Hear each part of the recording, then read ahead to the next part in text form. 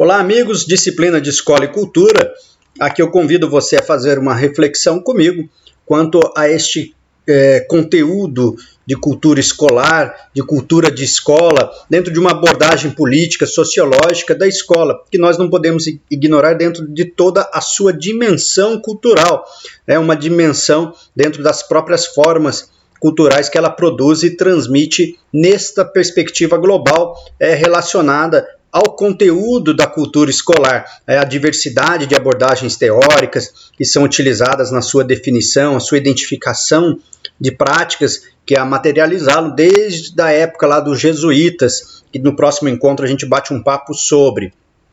Então, dentro dessa cultura escolar, nós, numa perspectiva funcionalista, que é a cultura no seu sentido mais geral, nós temos aí os princípios, que trazem as normas, as finalidades, que é o poder político, ou seja, o social, o econômico, o religioso, que vai determinar como que vai ser constituído esse substrato de um processo educativo, da aculturação da criança e dos jovens, trazendo para nós essa vinculação através da escola, fortalecendo a instituição educativa, que ela vai ser vista como um simples transmissor da cultura, de uma cultura. Então, numa perspectiva estruturalista, que é a cultura escolar, nós produzimos a forma escolar de educação, ou seja, a modelização de suas formas, da sua estrutura, o plano de ensino, a sua abordagem pedagógica, o modo de se organizar, os meios auxiliares de ensino, ou seja, toda a sua estrutura. E já numa perspectiva interacionista da cultura escolar, que é a cultura da organização da escola. Então aqui nós não falamos da escola quanto uma instituição global, mas sim de cada escola de uma forma em particular, ou seja, os seus atores, os seus protagonistas dentro desse processo de organização, nas relações humanas, ou seja, na relação um com o outro, a relação do saber, a troca do conhecimento, a abordagem entre relação, espaço e saber. E aí nós discutimos um pouco a etnografia nas escolas, e eu trago um conteúdo em especial para uma reflexão de 2 décadas de pesquisa sobre o fracasso escolar no ensino fundamental. E esse fracasso escolar no Brasil, ele vem aí se acendendo, vem aí crescendo, e traz para nós essas investigações que tenta também explicar um pouco este fenômeno, essa carência cultural, esse déficit cognitivo. A teoria do déficit cognitivo ela está bem associada às teorias racistas americanas, às ideologias do determinismo cultural, a desigualdade racial. Isso já escritores na época da década de 80, década de 90 já abordavam esse conteúdo para nós, que parte desse princípio de que o aluno já nasce com uma capacidade limitada e que vem aí buscando justificar esse processo de escolarização, trazendo para nós essas dificuldades com a percepção, com a memória, com uma falta de habilidade do aprender. E aponta para nós como culpados, a família, o aluno, a escola, o sistema escolar, o ambiente social e pedagógico.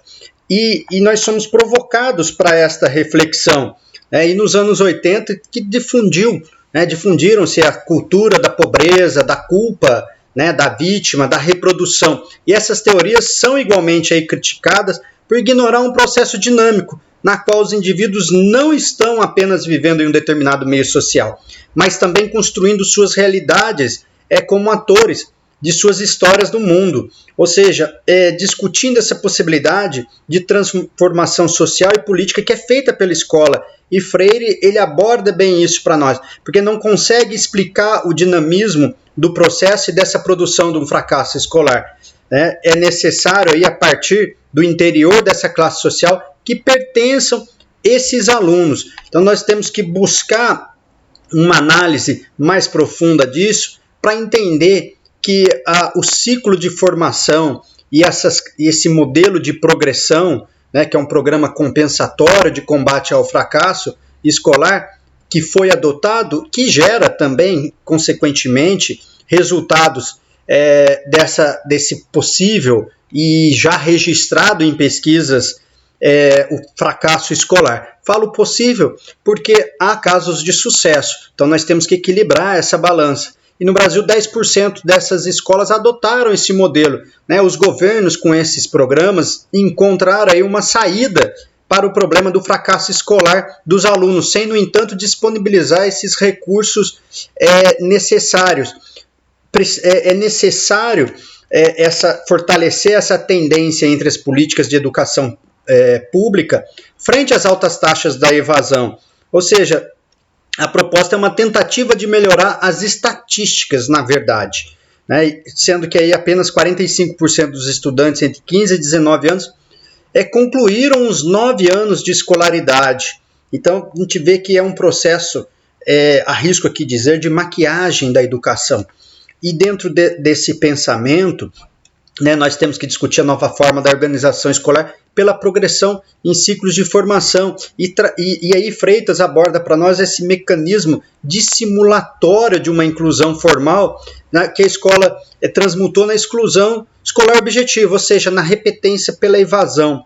Então, críticos a essa proposta acreditam que a mesma foi criada como um programa compensatório de natureza inclusiva, mas acaba por legitimar novas formas de exclusão. Então nós temos aqui um sistema adotado, que aí eu confirmo um pouco mais a minha fala, e nós vamos confirmando à medida que nós vamos avançando, de que essa metodologia não funciona, e aí reforça o fracasso do avanço da educação no Brasil, e que nós temos que essa lógica da progressão seria de avançar e progredir o aluno de 15, 16, 17 anos, que já está defasado ainda na segunda série, que poderia progressivamente ir para uma quarta ou quinta série. Mas o professor, ele acaba tendo aí a sua obrigatoriedade de promover o aluno, e ele fica defasado, né? O aluno fica defasado no conhecimento, infelizmente, por uma metodologia adotada. A ideia é boa, né? Que após aí o professor estar junto com este aluno, ter trabalhado os conceitos progressivamente ou acomodar em suas avaliações, ele acaba registrando o progresso, ou seja, tendo um desempenho do mesmo, e que aí ele deveria, em tese, avançar no conhecimento, de um modo geral. Então ele vai ter uma chance de progredir de uma série, dando saltos qualitativos. Então essa é a proposta na essência. Ela demonstra para nós os desafios, o professor ele luta para que haja esse progresso, para que haja um processo de ensino-aprendizagem efetivo, eficiente, com resultados. Porém, ele, na prática, infelizmente, ele acaba tendo uma ausência de recursos do Estado que não possibilita que esse aluno atenda na eficácia a proposta, né, de progressão. Então, assim, a culpa não é do professor, a culpa acaba sendo do sistema. Então, nós precisamos rever o sistema educacional, né, ele como um todo, para entender essa lógica da progressão, que o aluno tem que avançar, que ele tem que progredir, mas não é avançar sem qualidade, apenas com uma quantidade de conteúdo. Ele precisa avançar com uma progressão.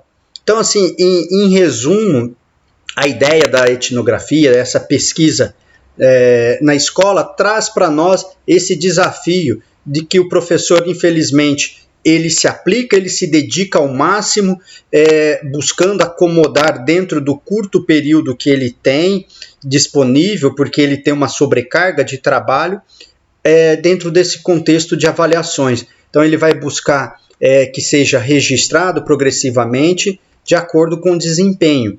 Esse acaba sendo o viés de toda essa história.